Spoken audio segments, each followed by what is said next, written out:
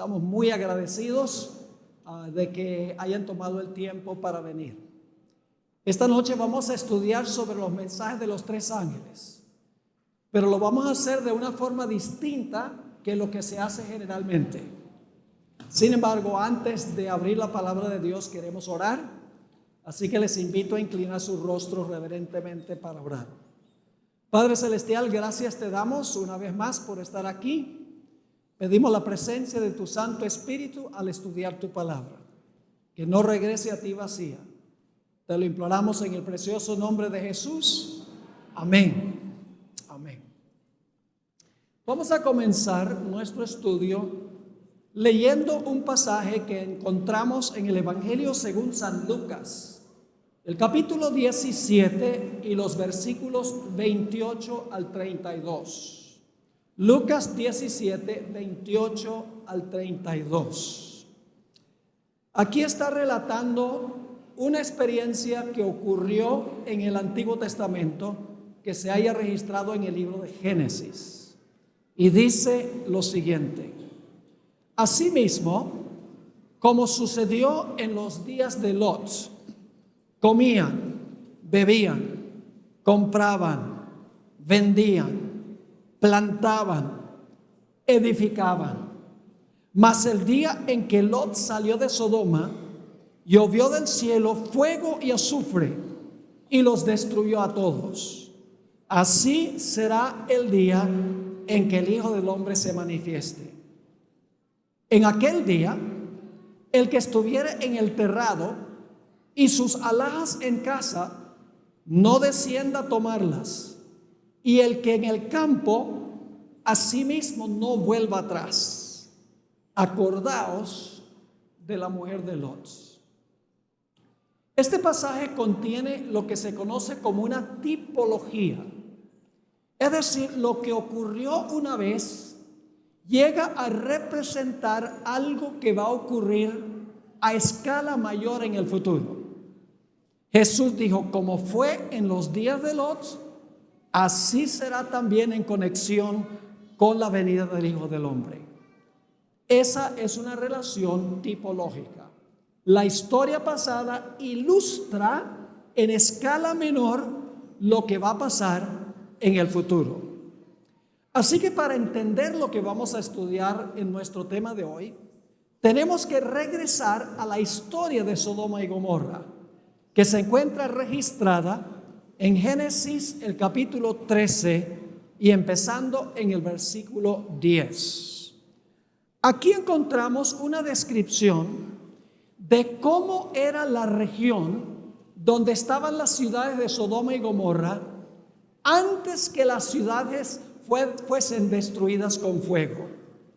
Dice aquí en Génesis 13:10, y alzó Lot sus ojos y vio toda la llanura del Jordán, que toda ella era de riego, como el huerto de Jehová. ¿Cuál es el huerto de Jehová? El Edén.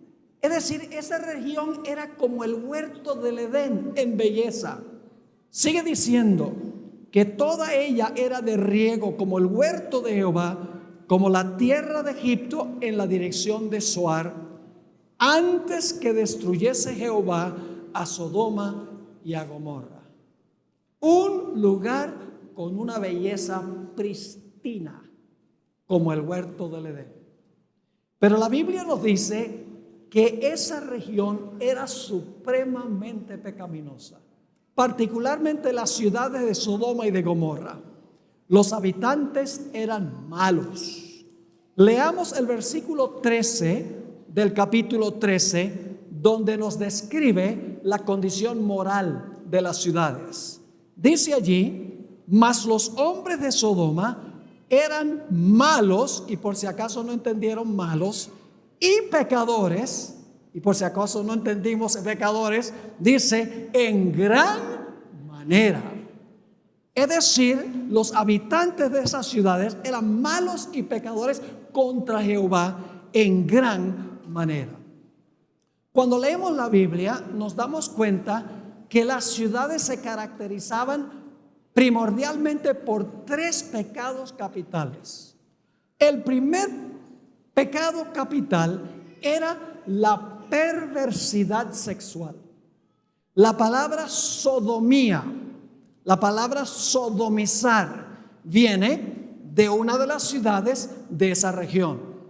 Sabemos que ellos practicaban en las ciudades libremente la homosexualidad, porque la última noche antes de la destrucción de las ciudades, los hombres de la ciudad, tanto jóvenes como viejos, se reunieron alrededor de la casa de Lot y le dijeron: sácanos a esos dos hombres que eran ángeles, porque queremos conocerlos. La palabra conocer ahí se refiere a tener relaciones sexuales. Es decir, los hombres de Sodoma querían tener relaciones homosexuales con los ángeles que estaban en la casa de Lot. Sabemos también que allí se practicaba el incesto. Y ustedes dicen: ¿cómo sabemos eso? Porque las hijas de Lot se habían contaminado con el ambiente de las ciudades.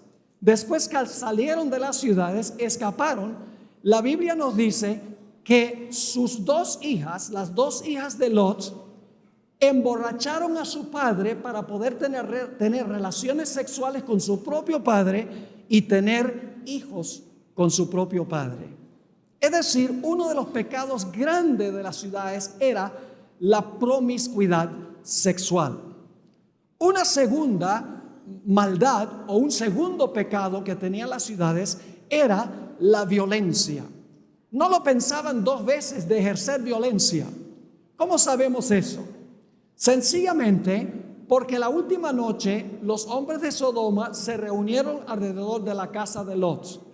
Y cuando Lot les dijo: no, yo no voy a sacarle a estos dos hombres, dice que hacían violencia al varón Lot. Es decir, querían linchar a Lot porque no le sacó a esos dos hombres que resultaban ser ángeles.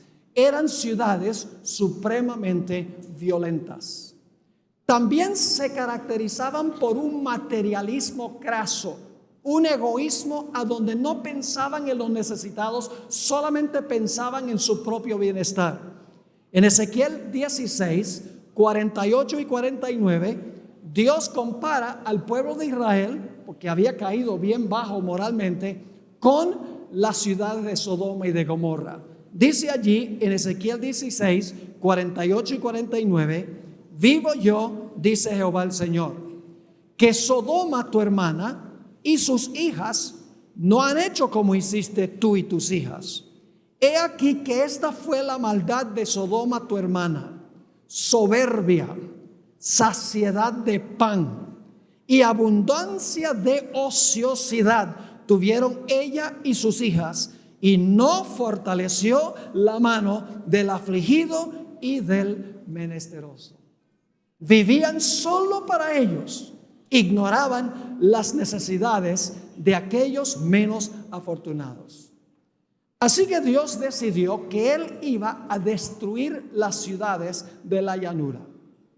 Pero Dios nunca destruye una civilización o una ciudad sin primero enviar un mensaje de advertencia para que la gente de esa ciudad o de esa nación se arrepienta de sus pecados, de tal manera que Dios no tenga que destruirlos.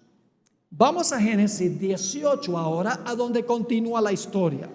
Génesis 18 y el versículo 1 hasta el versículo 3. Dice: después le apareció a Abraham, se le apareció Jehová a Abraham en el encinar de Mamre, estando él sentado a la puerta de su tienda en el calor del día. Y Abraham sus ojos y miró. Y he aquí 3 varones que estaban junto a él. Fíjense que vienen 3 varones para visitar a Abraham. Sigue diciendo: y cuando los vio, salió corriendo de la puerta de su tienda a recibirlos y se postró en tierra. Y ahora quiero que noten que Abraham habla solo con uno de los 3, no con los 3. Dice en el versículo 3: y dijo: Señor, no señores, eran 3. Dice: Señor, si ahora he hallado gracia en tus ojos, te, singular, ruego que no pases, no dice no pasen, no pases de tu siervo. Es decir, Abraham está hablándole a uno de los tres. E inmediatamente nos preguntamos, ¿quién era ese personaje con quien hablaba Abraham? En unos momentos lo vamos a ver. Después de un tiempo allí con Abraham junto con los tres varones se levantaron y se movieron hacia la ciudad de Sodoma. Eso es lo que dice el versículo 16. Dice, y los varones, que eran los tres, junto con Abraham, se levantaron de allí y miraron hacia Sodoma, y Abraham iba acompañándolos. Es decir, por cierta distancia, Abraham y los tres personajes están caminando juntos hacia Sodoma. Pero lo interesante es que solo llegaron a la ciudad dos de los tres. Noten Génesis 18 y el versículo 22. Dice, y se apartaron de allí los varones, y vamos a encontrar que fueron dos, aunque iban tres. Se apartaron de allí los varones y fueron hacia Sodoma. Pero ahora un detalle muy interesante. Pero Abraham estaba aún delante de Jehová. ¿Quién era ese personaje con quien habló Abraham? Era Jehová. Y ustedes dicen, bueno, pero ahí dice que se apartaron los varones y fueron hacia Sodoma. ¿Cómo dice que solamente dos llegaron? Vamos al capítulo 19 y el versículo 1. 19 y el versículo 1. A Sodoma llegaron dos. Abraham quedó delante de Jehová. Dice allí en el versículo 1 del capítulo 19, llegaron pues, ¿cuántos? Los dos ángeles a Sodoma a la caída de la tarde, y Lot estaba sentado a la puerta de Sodoma, y viéndolos Lot se levantó a recibirlos y se inclinó hacia el suelo. Así que Abraham queda con el que yo llamo el primer ángel para hablar con él. Los otros dos se dirigen a la ciudad de Sodoma. Ahora quiero que noten que hay tres mensajes en esta historia. Vamos al primer mensaje. Génesis, el capítulo 18 y el versículo 22. Se apartaron de allí los varones y fueron hacia Sodoma. Pero Abraham estaba aún delante de Jehová. Y se acercó a Abraham y dijo, ¿destruirás también al justo con el impío? Fíjate, está hablando con Jehová. ¿Tú vas a destruir al justo con el impío? Quizá haya 50 justos dentro de la ciudad.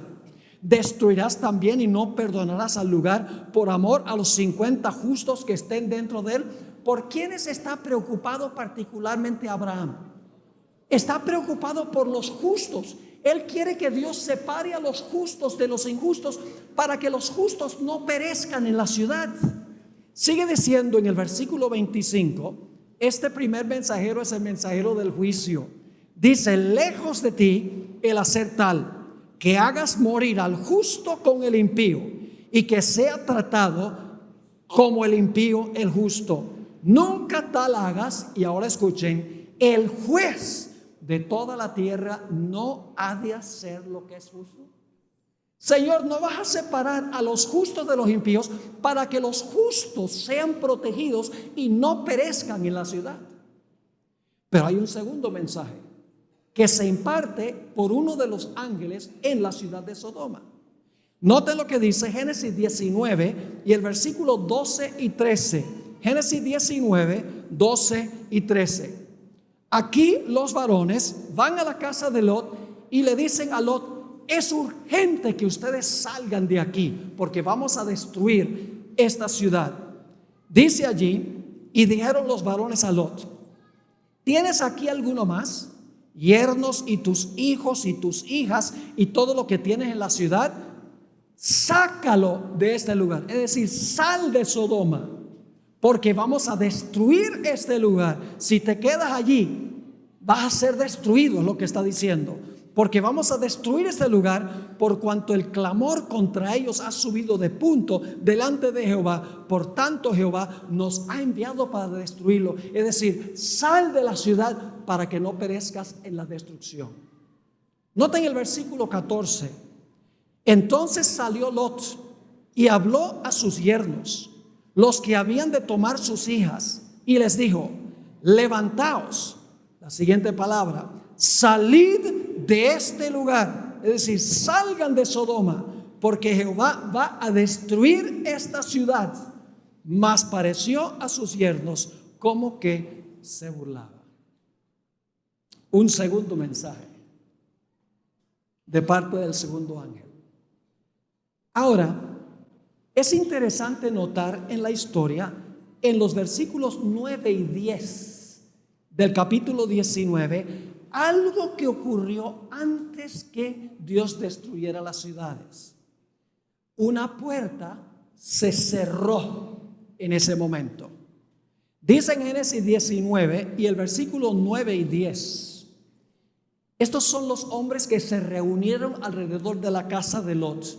Y ellos respondieron: quita allá. Y añadieron: vino este extranjero, se están refiriendo a Lot, para habitar entre nosotros, y habrá de erigirse en juez. Ahora te haremos más mal que a ellos, es decir, que a los dos ángeles que estaban allí.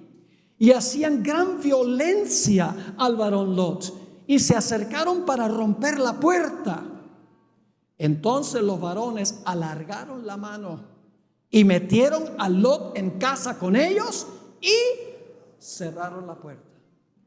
Cuando esa puerta se cerró la oportunidad de todos los habitantes de Sodoma para escapar de la ciudad. Es decir, la puerta de la gracia se cerró antes de la destrucción de las ciudades. Ahora, mañana en la noche vamos a estudiar un mensaje paralelo a este. Vamos a estudiar sobre los días de Noé. Y vamos a ver que hay un paralelo. Jesús dijo: como fue en los días de Noé, así será la venida del Hijo del Hombre. Como fue en los días de Lot, así será la venida del Hijo del Hombre. Y vamos a ver algo muy interesante en cuanto a la historia del diluvio. Yo pregunto: ¿cuándo se perdió la gente antes del diluvio? ¿Cuándo se perdió la gente en el diluvio? ¿Cuando se cerró la puerta o cuando comenzó a llover? Yo pregunto: ¿cuando se cerró la puerta empezó a llover inmediatamente? No, pasaron 7 días y luego fueron destruidos. Es decir, la puerta se cierra primero y luego entonces viene la destrucción.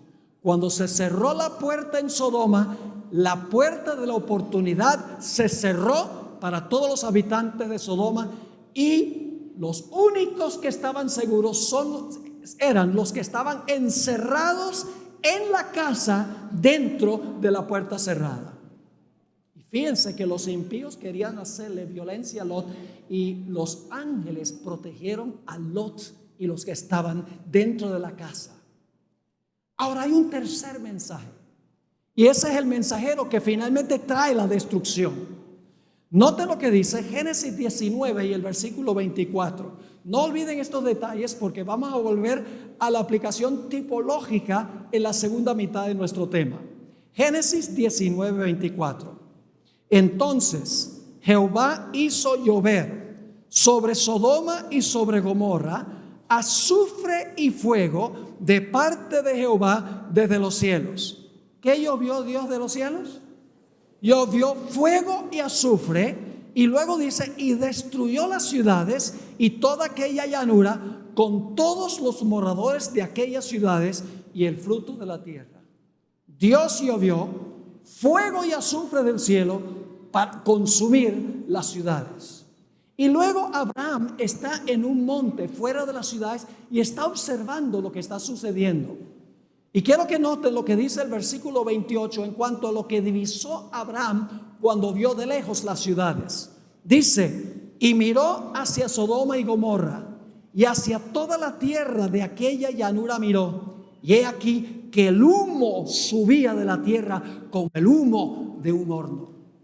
Fuego y azufre que descendió del cielo, y el humo de su incendio que sube. Muy interesante. Ahora hay algo muy interesante, y es que ese lugar donde estaban las ciudades de Sodoma y Gomorra, hoy en día es un desierto. Leímos que era como el huerto del Edén, bello, hermoso. Pero hoy en día ustedes van allá, está en la región del Mar Muerto. Saben que el Mar Muerto es el lugar más por debajo del nivel del mar en el planeta Tierra. Es como una gigantesca caverna que está bajo el nivel del mar, más de 400 metros por debajo del nivel del mar. Es como si algo hubiera hecho un gigantesco hueco allí en esa región. Yo he estado en esa región, en el lado de Jordania y también en el lado de Israel. Y puedo decirles que allí no hay nada vivo. No hay en el agua peces, no hay aves, no hay vegetación. Ni siquiera hay microorganismos en ese lugar. Si usted se quiere ahogar, no puede ahogarse en el Mar Muerto, porque su contenido mineral es tan abundante que una persona flota, literalmente. Es decir, toda esa tierra fue desolada y vacía. Yo pregunto, ¿cómo va a quedar la tierra después de la segunda venida de Jesús? Estoy adelantándome un poco. Jeremías dijo, miré la tierra y estaba ¿qué? Desordenada y vacía, y los cielos y no había en ellos luz. Lo que sucedió con Sodoma y Gomorra va a suceder a nivel global cuando Jesús venga por segunda vez. Pero en Sodoma había un remanente fiel a Dios. Noten Génesis 19 y el versículo 29. Génesis 19 y el versículo 29. Dice así: cuando Dios destruyó las ciudades de la llanura, Dios se acordó de Abraham. Abraham había orado por Lot y por su familia. Dice, Dios se acordó de Abraham y envió fuera a Lot de en medio de la destrucción, al asolar las ciudades donde Lot estaba. Lot era un varón justo en medio de esas ciudades inicuas. Noten 2 de Pedro 2 y el versículo 7 y 8, a donde se describe el carácter de Lot. 2 de Pedro 2 y el versículo 7 y el versículo 8. Se usa una palabra 4 veces en este versículo, o estos versículos. Dice, y libró al justo Lot, varón justo, abrumado por la nefanda conducta de los malvados, porque este justo que moraba entre ellos afligía cada día su alma justa, viendo y oyendo los hechos inicuos de ellos. Lot clamaba y gemía por las abominaciones que se estaban cometiendo en las ciudades. Había en las ciudades un remanente fiel que Dios sacó y fueron salvos cuando cayó sobre las ciudades la destrucción. Ahora necesitamos mirar qué clase de fuego destruyó a Sodoma y a Gomorra. Vamos al libro de Judas. Ese es el librito inmediatamente antes del libro de Apocalipsis. Judas, el versículo 7, tiene solo un capítulo. Vamos a ver qué clase de fuego destruyó las ciudades.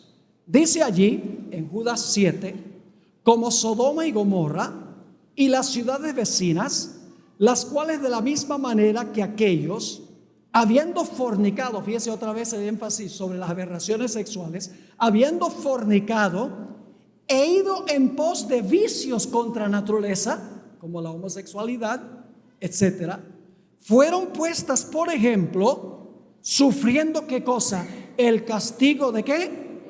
Del fuego eterno. ¿Qué clase de fuego destruyó Sodoma y Gomorra? Fuego eterno destruyó esas ciudades. Pero ahora tenemos un problema. 2 de Pedro 2:6. 2 de Pedro 2 y el versículo 6. Nos dice algo interesante en cuanto a estas ciudades. Dice lo siguiente: y si condenó por destrucción a las ciudades de Sodoma y Gomorra, reduciéndolas ¿a qué? a ceniza. Y ahora escuchen, poniéndolas ¿de qué? De ejemplo a los que habían de vivir impíamente. Yo pregunto, ¿esta historia se va a repetir? ¿Es un ejemplo de algo que va a ocurrir más adelante? ¿Cómo no? Ahora, dice que fueron reducidas a ceniza. Ahora tenemos un problema muy serio. Porque dice que fueron destruidas con fuego eterno, pero las ciudades fueron reducidas a cenizas. ¿Han tratado ustedes alguna vez de quemar cenizas? Las cenizas son el fruto del fuego. Una vez que algo es reducido a cenizas, ¿el fuego qué? El fuego se apaga. Entonces, ¿cómo es que estas ciudades fueron destruidas con fuego eterno y sin embargo fueron reducidas a cenizas? Vamos a mirar lo que enseña la Biblia. Deuteronomio 4 y el versículo 23 y 24. Deuteronomio 4 y el versículo 23 y el versículo 24. Aquí Dios le está hablando a su pueblo en el Antiguo Testamento, al pueblo de Israel. Dice lo siguiente: guardaos, no os olvidéis del pacto de Jehová vuestro Dios, que Él estableció con vosotros, y no os hagáis escultura o imagen de ninguna cosa que Jehová tu Dios te ha prohibido. Es decir, no practiques idolatría. Porque Jehová tu Dios es ¿qué cosa? Es fuego consumidor, Dios celoso. ¿Qué es Dios? Fuego consumidor. Algunos dicen, bueno, pero eso era en el Antiguo Testamento. Vamos entonces a un texto del Nuevo, a donde se cita este versículo. Hebreos 12, 28 y 29. Hebreos 12, 28 y 29. Aquí el apóstol Pablo, quien creo yo que es el autor del libro de Hebreos, escribió lo siguiente: así que, recibiendo nosotros un reino inconmovible, tengamos gratitud y mediante ella sirvamos a Dios, agradándole con temor y reverencia. ¿Cómo debemos tratar a Dios? ¿Agradarle con qué? Con temor y reverencia. ¿Por qué razón? Porque nuestro Dios es fuego consumidor. ¿Quién es el fuego? Dios. Ahora, no me entiendan mal, Dios no se compone de un montón de llamas de fuego. Hay un sentido bíblico en que Dios es fuego. Es una de sus características. Y la pregunta clave es, ¿qué aspecto de Dios es fuego consumidor? Vamos a Éxodo 24 y el versículo 15 al 17. Éxodo 24 y el versículo 15 hasta el versículo 17. Vamos a ver en qué sentido Dios es fuego consumidor. Dice allí, el pueblo de Dios está al pie del monte Sinaí, Dios ha bajado sobre el monte y dice lo siguiente: entonces Moisés subió al monte y una nube cubrió el monte. Y ahora escuchen: y la gloria de Jehová reposó sobre el monte Sinaí, y la nube lo cubrió por 6 días. Y al 7º día llamó a Moisés de en medio de la nube. Y ahora escuchen, esta es la parte clave: y la apariencia de la gloria de Jehová era como un fuego abrasador en la cumbre del monte a los ojos de los hijos de Israel. ¿Qué aspecto de Dios es el fuego consumidor? Su gloria es el fuego consumidor. Dios está rodeado de una luz deslumbrante, está rodeado de su gloria. Es decir, Dios no es llamas de fuego. Dios y su gloria son como fuego consumidor. Ahora vamos a Malaquías 4 y el versículo 1. Las ciudades fueron reducidas a cenizas, pero fueron destruidas con fuego eterno. Ahora vamos a Malaquías, el capítulo 4 y el versículo 1. Está hablando ahora no de las ciudades, sino que está hablando de lo que va a pasar en el futuro.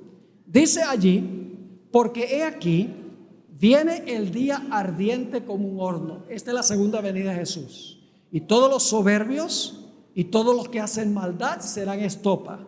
Aquel día que vendrá los abrazará, ha dicho Jehová de los ejércitos, y no les dejará ni raíz ni rama. ¿Cuánto va a quedar? Nada. ¿Quién es la raíz de todo mal? ¿Quién le dio origen al mal? Satanás. ¿Y quiénes son las ramas? Sus seguidores. Jesús dijo, yo soy la vid, vosotros los pámpanos. Pues el diablo es la raíz y los que siguen a Satanás son las ramas. ¿Cuánto va a quedar de Satanás y los impíos? No les dejará ni raíz ni ramas. ¿Qué va a pasar con ellos? Malaquías 4 y el versículo 3. El versículo 3 dice, hollaréis a los malos, los cuales serán ¿qué? Ceniza bajo las plantas de vuestros pies en el día en que yo actúe, ha dicho Jehová de los ejércitos. ¿Qué va a pasar con los impíos y con Satanás? Van a ser reducidos ¿a qué? A cenizas. ¿Satanás también va a ser reducido a cenizas? Vamos a Ezequiel 28 y el versículo 18 y 19. Ezequiel 28 y el versículo 18 y 19 habla del fin de Satanás, quien Apocalipsis dice que va a ser destruido en el fuego. ¿Recuerdan que Satanás va a ser destruido con los impíos en el fuego que cae del cielo? Ahora fíjense lo que dice en Ezequiel 28, 18 y 19, que está hablando de Lucifer, que se convirtió en Satanás. Con la multitud de tus maldades y con la iniquidad de tus contrataciones profanaste tu santuario. Yo pues saqué fuego de en medio de ti, el cual te consumió. Y te puse ¿en qué? En ceniza sobre la tierra a los ojos de todos los que te miran. Todos los que te conocieron de entre los pueblos se maravillarán sobre ti. Espanto serás y para siempre dejarás de ser. Tanto Satanás como los impíos serán destruidos por fuego y azufre que desciende del cielo. Serán reducidos a cenizas. No quedará raíz ni rama. Dejarán de ser según la Sagrada Escritura. Ahora yo sé que algunos están diciendo, pero pastor, ¿acaso los impíos no son destruidos con fuego eterno? Vamos a mirar eso. Vamos a segunda de Tesalonicenses, capítulo 1 y el versículo 6 al 9. Segunda de Tesalonicenses 1 y el versículo 6 al 9. Vamos a estudiar algunas expresiones que la mayoría de las iglesias entienden mal. Si entendemos las expresiones como debe ser, no vamos a tener ningún problema en entender cómo las ciudades fueron destruidas con fuego eterno, sin embargo fueron reducidas a cenizas. Lo mismo al final de la historia. Dice allí, en 2 Tesalonicenses 1, porque es justo delante de Dios pagar con tribulación a los que os atribulan.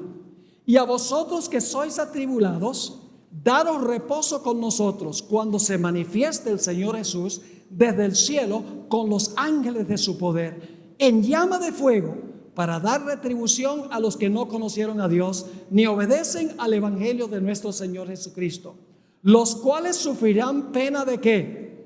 De eterna perdición. ¿Y qué es eterna perdición? Excluidos de la presencia del Señor y de la ¿qué? Y de la gloria de su poder. Yo pregunto, ¿la perdición de los impíos será eterna? ¿Será eterna la perdición de los impíos?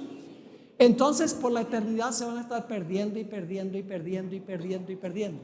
No, son destruidos y quedan perdidos para siempre.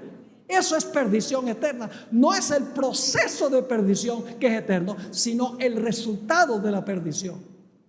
Noten Mateo 25 y el versículo 41 y 46. Mateo 25, versículo 41 y luego el versículo 46. Dos expresiones difíciles. Dice aquí, está hablando de la parábola de los corderos y los cabritos. Los cabritos están al lado izquierdo y los corderos están al lado derecho. Son los que se van a salvar. Dice, entonces dirá también a los de la izquierda, apartaos de mí, malditos, ¿a dónde? Al fuego eterno preparado para el diablo y sus ángeles. ¿Cómo es la cosa? ¿Apartados a dónde? Al fuego eterno. Ahora escuchen bien. Muchas iglesias dicen, ve, los impíos van a estar quemándose y quemándose y quemándose y quemándose eternamente porque es fuego eterno. Pero escuchen bien, ¿qué es el fuego según la definición bíblica? Es la gloria de Dios. ¿Por cuánto tiempo ha tenido Dios su gloria? Eternamente. Escuchen bien. El fuego es eterno, no lo que el fuego consume. ¿Me están entendiendo lo que estoy diciendo? El fuego sí es eterno porque es la gloria de Dios. Y Dios siempre ha tenido su gloria. Pero lo que el fuego consume no es eterno.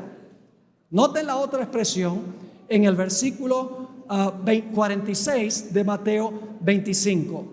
E irán estos al castigo eterno y los justos a la vida eterna. Yo pregunto, ¿los impíos van a ser castigados para siempre? ¿Van a volver a vivir? ¿Van a volver a existir? No. Entonces, ¿su castigo es eterno? Sí. En resultado, no en proceso. Dios tendría que ser un monstruo para castigar a una persona por 80, 90 años de pecado, haciéndolo quemarse por la eternidad en un fuego donde se revuelcan de dolor y gritan maldiciones a Dios. Dios sería un monstruo. El fuego es eterno porque el fuego es la gloria de Dios, destruye a los impíos, son reducidos a cenizas, pero después que ellos mueren, la gloria de Dios, el fuego continúa porque el fuego es la gloria de Dios. Ahora prepárense para una sorpresa. Los que van a vivir eternamente en el fuego no son los malos, sino los buenos.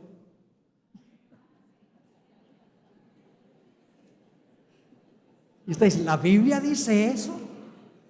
Pues vamos a Isaías 33. Isaías el capítulo 33. Y vamos a leer primero en cuanto a los impíos. Isaías 33, 11 y 12.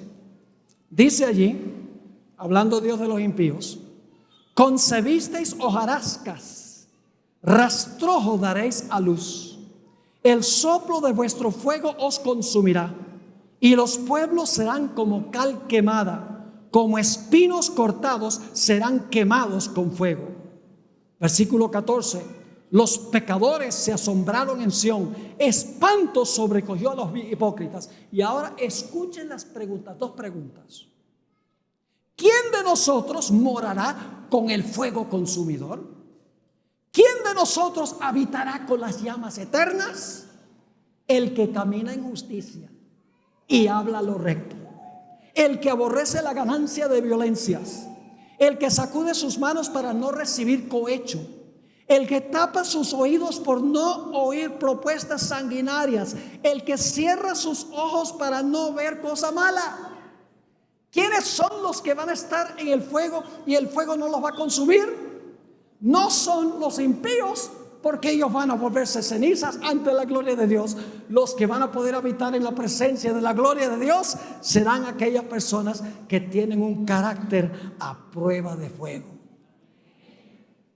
En ese clásico libro, El deseado de todas las gentes, la biografía más hermosa que jamás se haya escrito sobre la vida de Jesús, dice lo siguiente: para el pecado, donde quiera que se encuentre, nuestro Dios es fuego consumidor.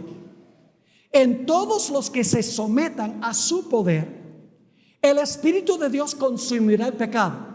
Es decir, si tú te sometes al Espíritu Santo, Él va a consumir el pecado. Pero noten lo que sigue diciendo: pero si los hombres llegan a identificarse con el pecado, entonces la gloria de Dios que destruye el pecado debe destruirlos a ellos también.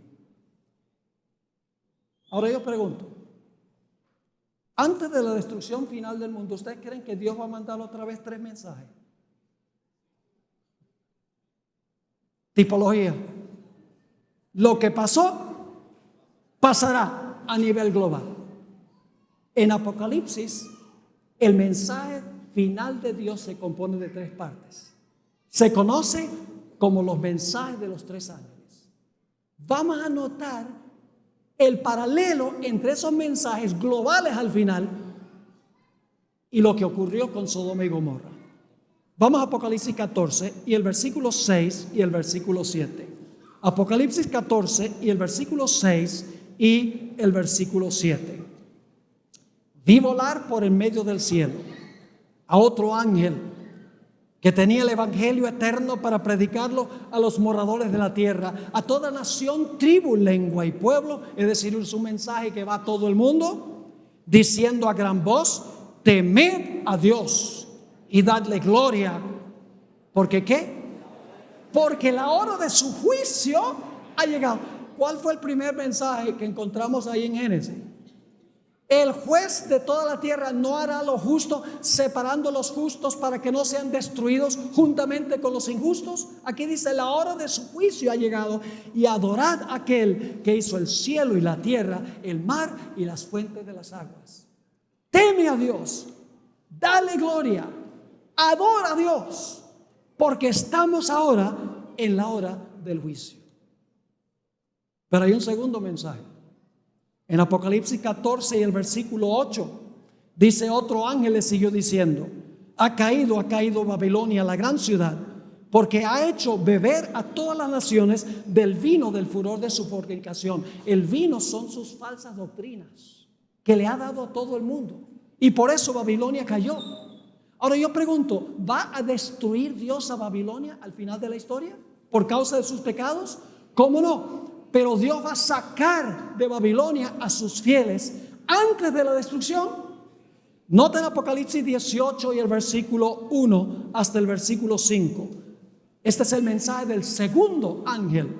Dice allí en Apocalipsis 18, 1: después de esto vi a otro ángel descender del cielo con gran poder, y la tierra fue alumbrada con su gloria. Y clamó con voz potente diciendo: ha caído la gran Babilonia, y se ha hecho habitación de demonios y guarida de todo espíritu inmundo y albergue de toda ave inmunda y aborrecible. La condición de las ciudades. Porque todas las naciones han bebido del vino del furor de su fornicación, y los reyes de la tierra han fornicado con ella, y los mercaderes de la tierra se han enriquecido de la potencia de sus deleites. Es decir, Babilonia ha caído, se ha corrompido, va a ser destruida. Pero antes de ser destruida, Dios da un mensaje, versículo 4: y oí otra voz del cielo que decía: salid de ella, pueblo mío. ¿Eso pasó en Sodoma? Salid de ella, pueblo mío, para que no seáis partícipe de sus pecados, ni recibáis parte de sus plagas, porque sus pecados han llegado hasta el cielo, y Dios se ha acordado de sus maldades. Y por la premura del tiempo, les voy a mencionar solo el mensaje del tercer ángel. El tercer ángel dice que el que no salga, va a llover sobre ellos fuego y azufre del cielo, y el humo de su incendio ascenderá. ¿Encontramos eso en Sodoma y Gomorra también? ¿Cómo no? Esto es tipología. Solo que en el libro de Apocalipsis el mensaje es para todo el mundo. No es solamente para unas ciudades en cierta región geográfica. Ahora yo pregunto, ¿al final de la historia se va a cerrar la puerta de la gracia antes que venga la destrucción? Los fieles de Dios van a tener que vivir en este mundo y ser protegidos por los ángeles, porque los impíos van a querer destruirlos. Noten el Salmo 91 y el versículo 9 al 12. Este es el salmo de la gran tribulación. Esto es lo que le espera a los fieles de Dios. Dice lo siguiente: Salmo 91, 9 al 12. Porque has puesto a Jehová, que es mi esperanza, al Altísimo por tu habitación. No te sobrevendrá ¿qué? No te sobrevendrá mal ni plaga. Fíjense, ni plaga tocará tu morada. ¿Por qué no? Pues a sus ángeles mandará acerca de ti, que te guarden en todos tus caminos. En las manos te llevarán, para que tu pie no tropiece en piedra. Así que Dios está impartiendo 3 mensajes hoy al mundo. Vamos a hablar un poco más de estos mensajes en el transcurso de los temas de esta semana. Ahora, la pregunta clave es: ¿cómo puedo yo estar seguro de que cuando el fuego consuma a los impíos, no me consuma a mí también? La respuesta es que nosotros tenemos que tener un carácter a prueba de fuego. como los 3 jóvenes que fueron echados al horno. ¿Han leído esa historia? Era tan caliente el fuego del horno que consumió a los que echaron a los 3 muchachos. Y luego el rey Nabucodonosor mira dentro del horno y dice: ¿no echamos en el horno 3? Pues yo veo un cuarto y se pasea con ellos y pareciera que es el Hijo de Dios. Los 3 muchachos caminaron en medio de ese incendio y el fuego no los quemó. Y ese era un fueguito humano. Pero nos enseña una lección. Y es que ellos tenían una fidelidad a Dios, una confianza en Dios, que estaban dispuestos de morir para ser fieles a Dios. Tenían un carácter a prueba de fuego. ¿Quiénes son los que van a ver a Dios? ¿Saben lo que van a hacer los impíos cuando Jesús venga? En Apocalipsis 6 dice que se van a esconder en las cuevas y van a rogar que las rocas caigan sobre ellos y van a decir: escondednos del rostro de aquel que está sentado en el trono y de la ira del Cordero. Pero los fieles van a gozarse de ver el rostro. ¿Por qué? Vamos a leer algunos versículos ahora muy importantes. Y no vamos a tomar el tiempo para buscarlos todos porque son varios. Mateo 5:8 dice: bienaventurados los de limpio corazón, porque ellos ¿qué? Porque ellos verán a Dios. Y cuando el corazón está limpio, la vida está limpia. Cuando yo era niño, a veces se me salió una mala palabra en la escuela y el rector siempre llamaba a la casa para decirle a mi mamá. Y cuando llegaba a la casa, mi mamá ya tenía el jabón listo para lavarme la boca con jabón. Y un día, mientras me saboreaba el jabón, que por cierto no sabía muy bueno, miré a mi mamá y le dije: pero mira, mamá, no lo estás haciendo correctamente. O sea, lo que tiene que hacer es lavarme el corazón, porque de la abundancia del corazón habla la boca. De nada vale limpiar la boca. El que tiene un corazón limpio verá a Dios, porque su vida es limpia. Isaías 33:17, el siguiente texto, después que leímos que los justos son los que van a estar en el fuego, dice: tus ojos verán al Rey en su hermosura, verán la tierra que está lejos. En 1 de Juan 3:1-3, otra vez la expresión ver. ¿Quiénes son los que van a ver? 1 de Juan 3:1-3, mirad cuál amor nos ha dado el Padre para que seamos llamados hijos de Dios. Por esto el mundo no nos conoce, porque no le conoció a Él. Amados, ahora somos hijos de Dios y aún no se ha manifestado lo que hemos de ser. Pero sabemos que cuando Él se manifieste, es decir, cuando Jesús venga, seremos semejantes a Él, porque le veremos tal como Él es. ¿Y por qué lo vamos a ver? Versículo 3. Y todo aquel que tiene esta esperanza en Él se purifica a sí mismo, así como Él es puro. Hebreos el capítulo 12 y el versículo 14 dice: seguid la paz con todos y la santidad, sin la cual nadie verá al Señor. Apocalipsis 22:3-4 dice que cuando lleguemos al reino vamos a tener el privilegio de ver su rostro.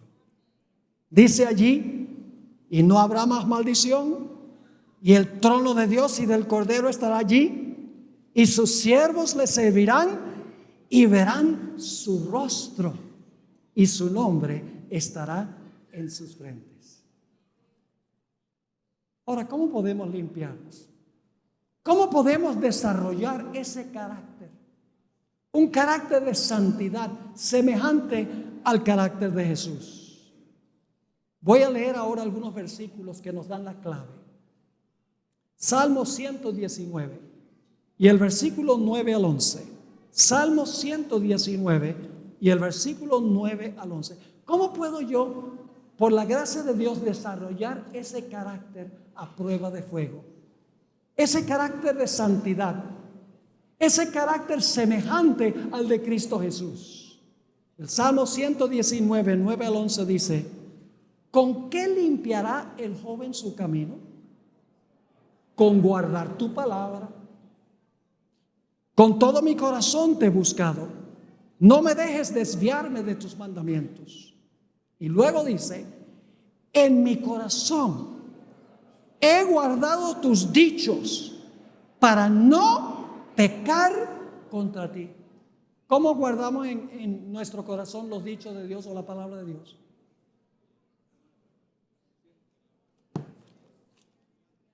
Leyendo la Biblia. La Biblia es comida, es pan. La palabra de Dios es pan. Y cuando estudiamos la palabra de Dios, cuando vemos a Jesús en la palabra de Dios, llegamos a reflejar en nuestra vida el carácter de Jesús. Por el otro lado, si estamos todo el tiempo viendo novelas y violencia e inmoralidad y espiritismo y escuchando música que apela a nuestras emociones más bajas, vamos a reflejar eso. Porque hay una ley psicológica y es que nosotros somos lo que vemos y lo que oímos. Es una ley psicológica de la vida. Si estamos contemplando a Jesús en su palabra, seremos semejantes a Él. Si estamos contemplando violencia, sexo ilícito, mentiras, como sucede en la mayoría de los programas de televisión, nuestro carácter reflejará eso. Noten lo que dice Juan 15:3. La palabra es la que limpia. La palabra limpia. Juan 15:3. Jesús dijo, ya vosotros, está hablando sus discípulos, ya vosotros estáis limpios. ¿Y cómo están limpios? Estáis limpios por la palabra que os he hablado. La palabra de Dios limpia. Noten Efesios 5 y el versículo 25 al 27. Efesios 5, 25 al 27. Pasaje bien conocido. Maridos, amad a vuestras mujeres, así como Cristo amó la iglesia y se entregó a sí mismo por ella. ¿Para qué? ¿Por qué se entregó Jesús? Para santificarla, habiéndola purificado en el lavamiento del agua. ¿Por la qué? Por la palabra, a fin de presentársela a sí mismo una iglesia gloriosa, que no tuviese ¿qué cosa? Mancha, ni arruga, ni cosa semejante, sino que fuese santa y sin mancha. Por la palabra. Hay poder en la palabra de Dios. Cuando nosotros estudiamos la palabra, leemos la palabra, particularmente los evangelios, la historia de Jesús, llegamos a admirar más y más a Jesús y llegamos a amar lo que Jesús amó y llegamos a aborrecer lo que Jesús aborreció. Es una ley de la vida. Vamos a un último texto. 2 Corintios, el capítulo 3 y el versículo 18. El penúltimo texto es este. 2 Corintios 3, 18. El apóstol Pablo nos da el secreto de cómo ser transformados.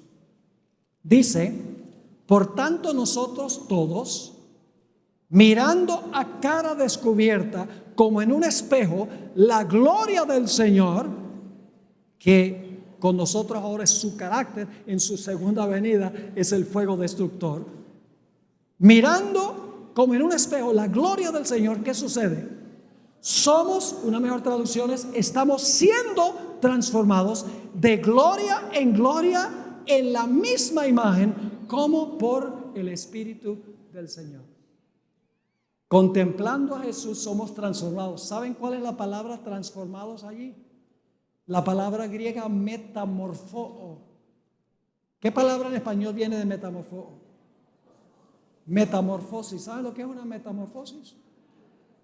Cuando yo estaba aquí en Icolben, se llamaba así en esa época, íbamos al Picacho, allá en la montaña, a cazar mariposas.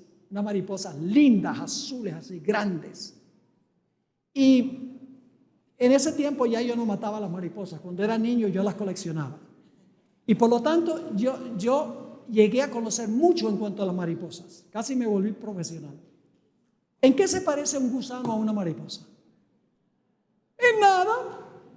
Y sin embargo la mariposa fue gusano. Pasó por una metamorfosis, por una transformación. Y lo que Pablo está diciendo aquí es que contemplando a Jesús en su palabra, nosotros somos transformados en su misma imagen. Ahora sí, el último texto. Hubo una persona que salió de Sodoma, pero Sodoma no había salido de ella. La mujer de Lot. Y Jesús predicó un corto sermón en cuanto al fin del tiempo. Dijo, acordaos de qué?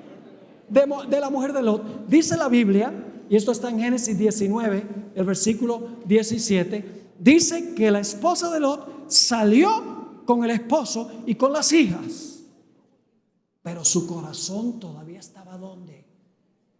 Su corazón todavía está en Sodoma. Las comodidades de Sodoma, los bienes materiales de Sodoma. Y por lo tanto la Biblia dice que aunque Dios había declarado no miren hacia atrás, la mujer de Lot miró hacia atrás. Y dice la Biblia que se convirtió en una estatua de sal. Y yo me pregunto por qué una estatua de sal. Porque Jesús declaró que cuando la sal pierde su carácter salado, no sirve sino para ser pisoteada de los seres humanos, pierde su utilidad. Y hoy en día ustedes pueden visitar ese lugar, hay mucha sal, no está ya el pilar de sal, porque se ha desmenuzado y ha sido pisoteado por las personas que han ido allí. Así que esta historia nos dice que va a haber dos clases de personas al final de la historia. Los que contemplan a Jesús en su palabra, los que obedecen su palabra al pie de la letra, no se desvían ni a diestra ni a siniestra, y aquellas personas que toman el molde del mundo, que se parecen al mundo, cuyo enfoque está en el mundo, cuyo hogar está en el mundo. El Señor Jesucristo quiere que nuestro enfoque esté en el cielo. Fija tus ojos en Cristo, tan lleno de gracia y amor, y lo terrenal sin valor será a la luz del glorioso Señor. Saben, hermanos y hermanas, nosotros muy pronto, si somos fieles a Dios, lo vamos a perder todo. Casas, carros, dinero en el banco, libertad, todo se va a perder según dicen las profecías. Pero si nosotros somos fieles a Dios, lo que perdemos aquí no importa, porque Dios tiene para nosotros un hogar celestial, lleno de riquezas, lleno de bendiciones, lleno de vida eterna, donde todo será gozo, paz y esperanza. Yo pregunto, ¿tienen ustedes el deseo de habitar en ese lugar?